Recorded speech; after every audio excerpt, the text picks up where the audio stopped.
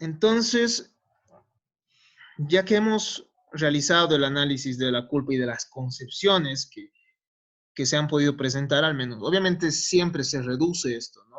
A ciertas concepciones, a ciertas escuelas. Sin embargo, no significa que sean las únicas concepciones existentes. Siempre hay la posibilidad de existencia de mayores concepciones y de mayores perspectivas de la culpa. Nosotros hemos visto que existen concepciones éticas, concepciones morales, concepciones jurídicas o, bueno, normativas también, y, bueno, concepciones psicológicas de lo que es la culpa.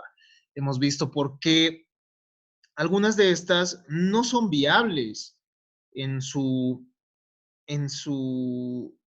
digámoslo así, en la aplicación misma de la culpa. Sin embargo, nosotros tenemos que pisar cierto suelo firme, ¿no? Tenemos que ver qué es lo que implica la culpa. Y es que al final nosotros, cuando hemos definido la misma, hemos visto que la culpa se refiere a la imprudencia, a la impericia, al momento de generar un determinado daño, ¿no?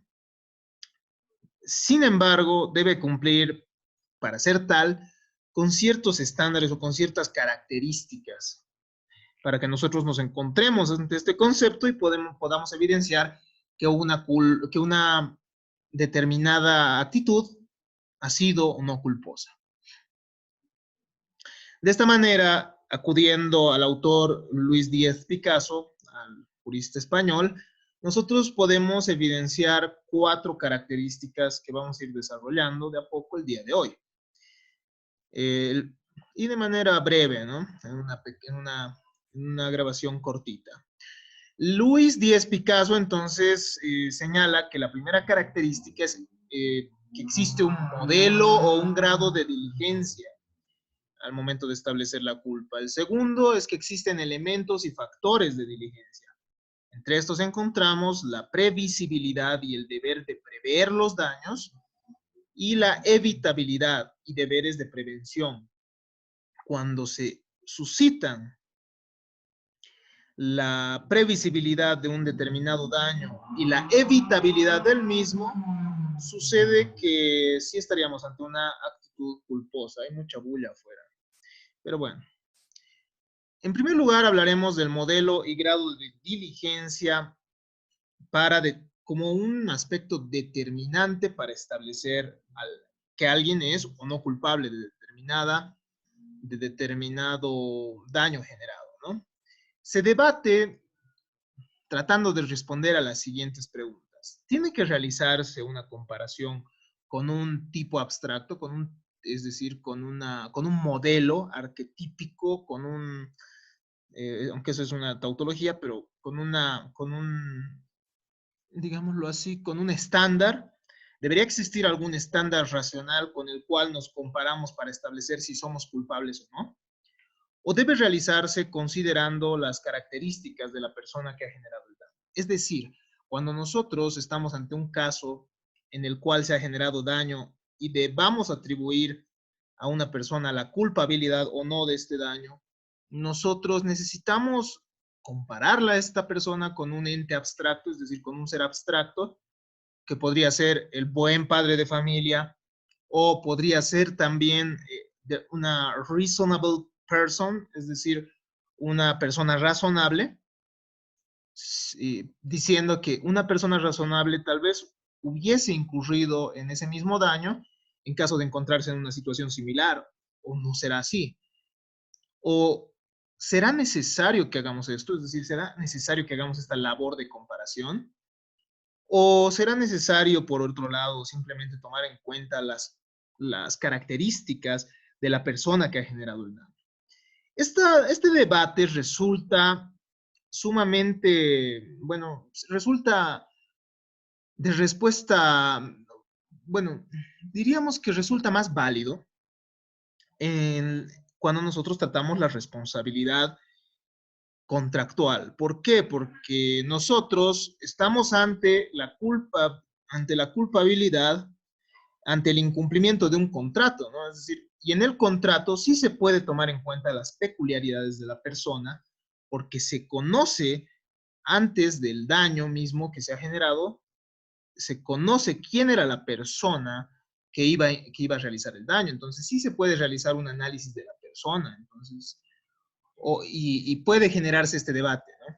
Sin embargo, en materia extracontractual, nosotros estamos ante daños de una persona, de un agente del daño que probablemente pueda no llegar a conocer a la víctima, ¿no?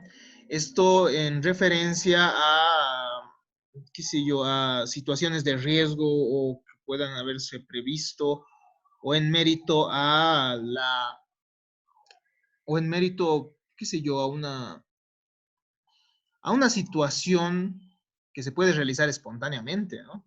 Es decir, algo que pueda acontecer sin que esto mínimamente hubiese estado, digámoslo así, mmm, ¿cómo podríamos decir esto? Estaríamos entonces tratando la responsabilidad extracontractual ante un caso en el cual se desconoce las características del agente del daño, ¿no? Es decir, el momento en que yo me tropiezo, bueno, en un pasillo en el cual están lavando los pisos y termino generándome una lesión, no estamos pues ante una relación en la cual las partes, es decir, el agente del daño y la víctima, se conozcan. Entonces, en este caso sería absurdo tomar en consideración las cualidades del agente del daño, es decir, la personalidad del agente del daño, si es que para determinar si ha sido responsable o no, ¿no? De este acontecimiento, de este hecho dañino. Entonces, en la culpa extracontractual, nosotros requerimos de un modelo abstracto que será el bonus pater familias, sobre el cual ya tienen una pequeña lecturita, o el hombre razonable, medio, intermedio, para poder determinar la culpabilidad o no de una persona. Entonces existe, y de acuerdo a esto es que nosotros vamos a poder establecer si existe culpa o no, y también graduar la misma, ¿no? De esta manera resulta aplicable lo que establece nuestro artículo 302 del Código Civil respecto a las obligaciones. En el cumplimiento de las obligaciones, el deudor debe cumplir y emplear la diligencia de un buen padre de familia. El buen padre de familia es una construcción teórica, una abstracción mediante la cual nosotros comparamos el comportamiento de la persona que hubiese generado un determinado daño, ¿no? O en el caso de otras obligaciones, de cuál es la actitud que debe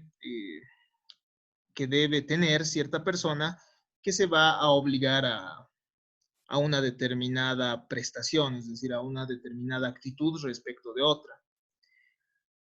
Es así que, bueno, existe también cierta controversia en lo que respecta a la diligencia profesional.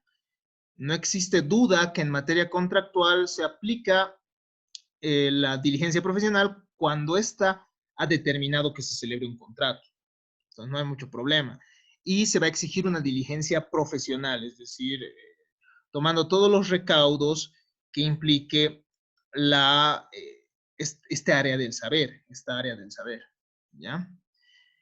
En materia extracontractual, sin embargo, podría pensarse que como no se conocen las personas, se tienen que considerar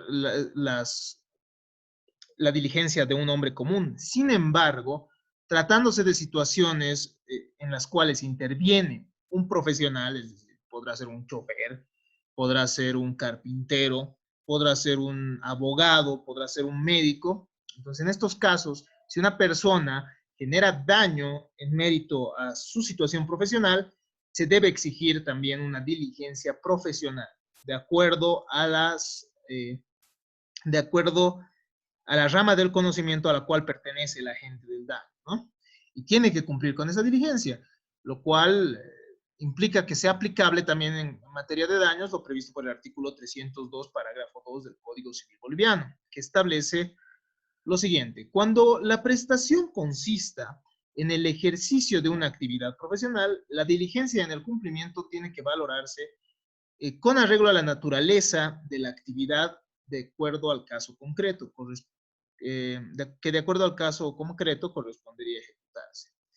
Entonces, el momento que una persona realiza un determinado daño en mérito a su profesión, tendrá que tomar también la diligencia, o sea, deberá ser diligente en la medida de su profesión, ¿no? Espero que hasta acá quede claro todo. Entonces hay un modelo y un grado de diligencia, hay un ser abstracto, es decir, hay un arquetipo, un estándar que permite establecer si una persona ha obrado o no conforme a un buen padre de familia o conforme a lo hubiese hecho o conforme lo hubiese hecho un hombre razonable. Esto nos va a permitir establecer si es que una persona ha incurrido en daño o no. Si es que una persona hubiese actuado como un hombre irrazonable al momento de generar un daño, entonces en este caso claro está que no existirá, bueno, será culpable, ¿no? En cambio, si pese a haber tomado los recaudos necesarios que hubiese tomado una persona razonable, genera el daño, se realiza un test de evitabilidad y de previsibilidad, que nosotros vamos a ver en un momento más. Segundo elemento, factores de la diligencia, ¿no? El caso fortuito está compuesto por fuerza mayor y por una causa extraña no imputable, ¿ya? Es decir, uno no puede ser responsable por las cuestiones que vayan eh, más allá de sus posibilidades. Si el daño se ha generado en mérito a fuerza mayor, es decir, por cuestiones de la naturaleza, a eso se refiere la fuerza mayor, ¿no? A cuestiones de la naturaleza, una fuerza externa, o por un caso fortuito, es decir, porque una tercera persona hubiese ingresado en el hecho para generar el daño, entonces deja de ser responsable. Sin embargo, esto también tiene sus límites, ¿ya? Y los límites del caso fortuito, es decir, de la posibilidad que una persona deje de ser responsable por estas cuestiones de fuerza mayor o de causa, o de, perdón, de fuerza mayor o de lo que habíamos dicho hace un momento del caso fortuito, entonces van a encontrarse en dos factores, ¿no? Que son la previsión y la evitación. Entonces, si el daño resulta imprevisible e inevitable, no existiría culpa. Entonces, en los sistemas de responsabilidad subjetiva que exigen la culpa del agente del daño para que el mismo pueda reparar un daño, eh, si uno prueba que el daño era imprevisible y que era inevitable, imprevisible en un primer momento e inevitable en un segundo momento, entonces esta persona no tendrá por qué responder por el acto que se ha generado, ¿ya? Es por eso que resulta también válido lo previsto por el artículo 345 del Código Civil Boliviano, que establece el resarcimiento solo comprende el daño previsto, ¿ya? O sea, uno no puede resarcir sobre daños imprevistos o que han podido preverse, si el incumplimiento o retraso no se debe al dolo del deudor, porque puede ser que también exista la culpa de la misma persona que ha sido víctima, ¿no? Entonces, en este caso tampoco corresponderá el resarcimiento del daño. Es así, entonces, que desprendemos los deberes de previsión y los deberes de evitación, ¿no? La previsibilidad y el deber de prever los daños. Cuando existe, lo reitero, responsabilidad por culpa, solo se responde por actos que han podido ser previstos, ¿no? Uno no puede responder por actos imprevistos. Entonces, la previsibilidad resulta siendo una condición de la responsabilidad también en los casos de la responsabilidad subjetiva. A su vez, la imprevisibilidad termina siendo un factor de exoneración. Eso no se olviden, ¿no? Si es que una conducta resulta ser imprevisible, digo, si es que un daño es imprevisible, sencillamente no se debe pagar el mismo daño, no se debe resarcir. Una persona no puede ser, no puede imputársele a cierta persona a cumplir con el, bueno, a cumplir con el resarcimiento o a que esta persona sea responsable, ¿no? de ese daño. Puede suceder que en un mismo caso una persona sea responsable de un daño X y por su previsibilidad,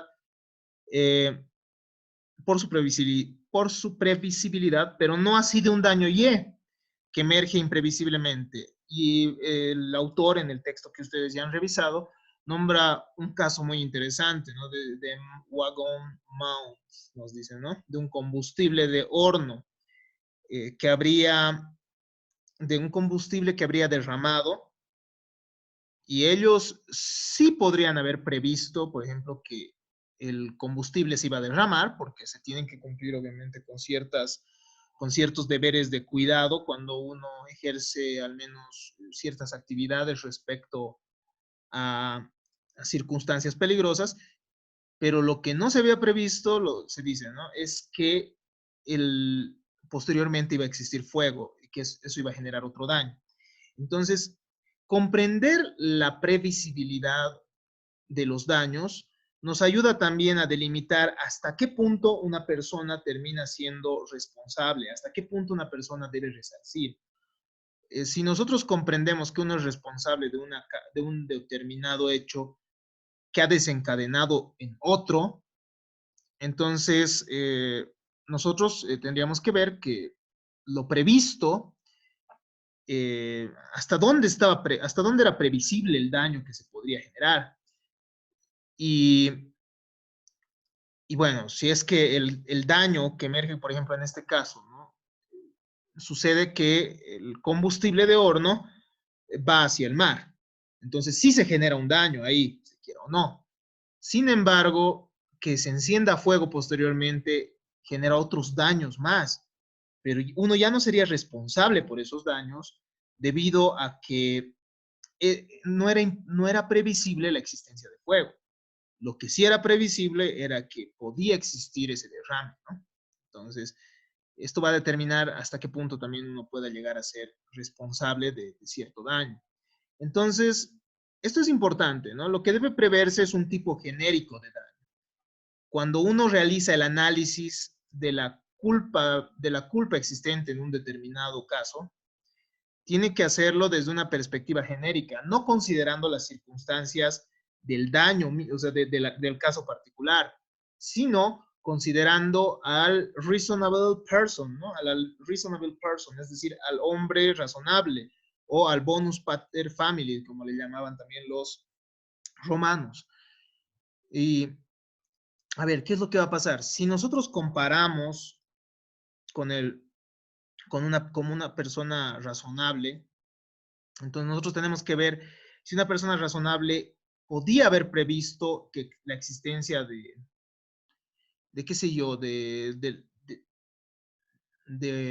un daño. El texto que ustedes han podido revisar también se refiere, por ejemplo, al caso de un hombre que tenía material inflamable en su bolso, por ejemplo.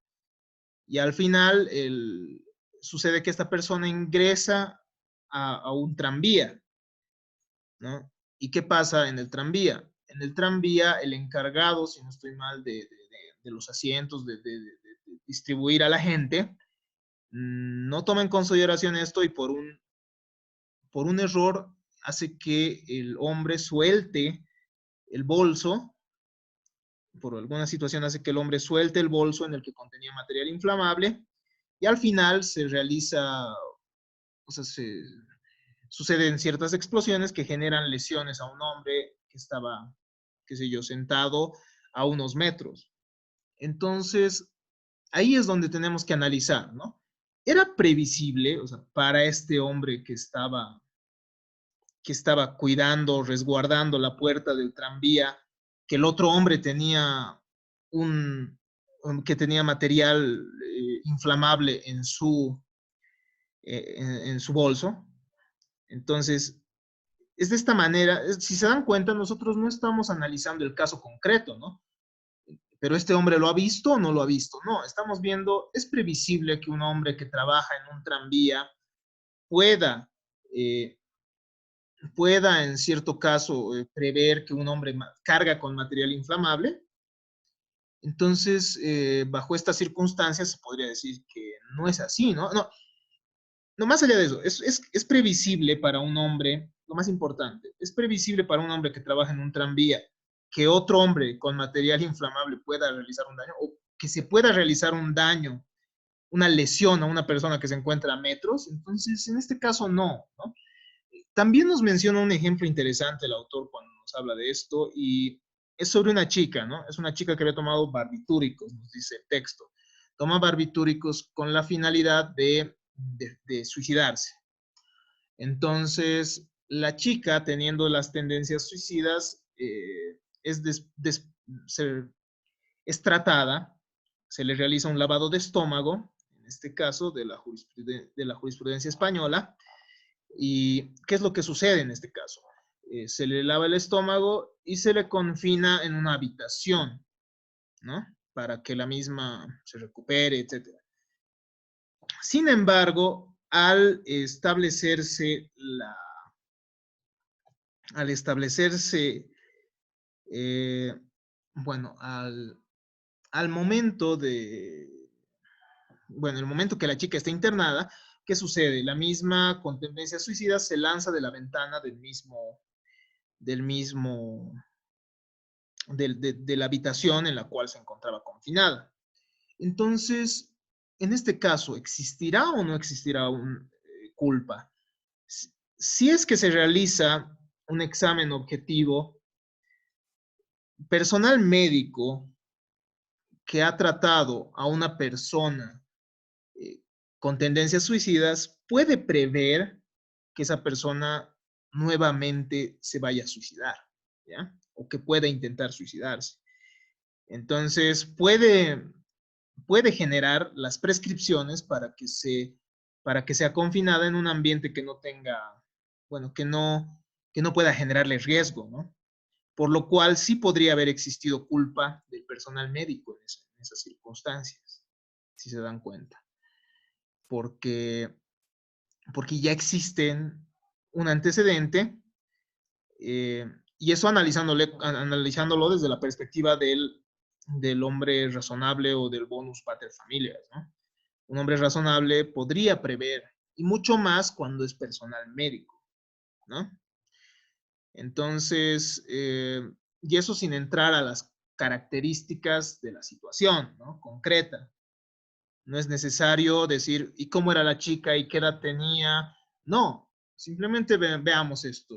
Si es que una persona en situación, una persona que se ha suicidado antes, ingresa a un hospital, ¿es probable que la misma quiera suicidarse nuevamente? Probablemente sí, ¿no? Entonces, por esto es que se acude a una diligencia media, no es necesario acudirse a un análisis concreto del daño, no es necesario acudir al nexo causal, ¿no? Para establecer la previsibilidad. No es necesario establecer si esta persona estaba necesariamente vinculada con el daño. Simplemente tenemos que ver si podía prever el daño o no, para establecer si es culpable de los daños que se hubiesen generado. Por último, la última de las características que nos toca analizar es la evitabilidad y los deberes de prevención. Una vez que la conducta pueda ser prevista, emerge en el mismo momento el deber de prevención. Es decir, si uno prevé que puede existir un daño, tiene que preverlo. Digo, tiene que prevenirlo, perdón. Tiene que prevenirlo y eh, tiene que procurar evitarlo. Sin embargo, el deber de prevención y evitación surge al mismo momento, ¿no? Lo que les habíamos manifestado. El mismo momento que uno prevé, puede imaginar que va a acontecer el daño, tiene que realizar los actos preventivos. Pueden constituir en informaciones para los posibles perjudicados, por ejemplo. Pueden consistir en informaciones para los posibles perjudicados. Es decir, una persona que prevé que existe riesgo en cierta situación puede poner, por ejemplo, un cartel que diga piso mojado, lo que sucede en muchos casos, ¿no? En la misma universidad ustedes han podido ver eso. Y si una persona termina cayéndose ante esta situación, la persona que ha puesto el cartel ya no tiene responsabilidad porque ha previsto, ha cumplido con estos deberes de prevención después de haber previsto, ¿no?, la posibilidad de un daño. También puede implicar adoptar instalaciones especiales o aumento de personal para prevenir. Sin embargo, no se tiene que poner en riesgo a este personal y tampoco, y bueno, y las medidas tienen que ser las adecuadas, no tienen que ser medidas exageradas tampoco, ¿no?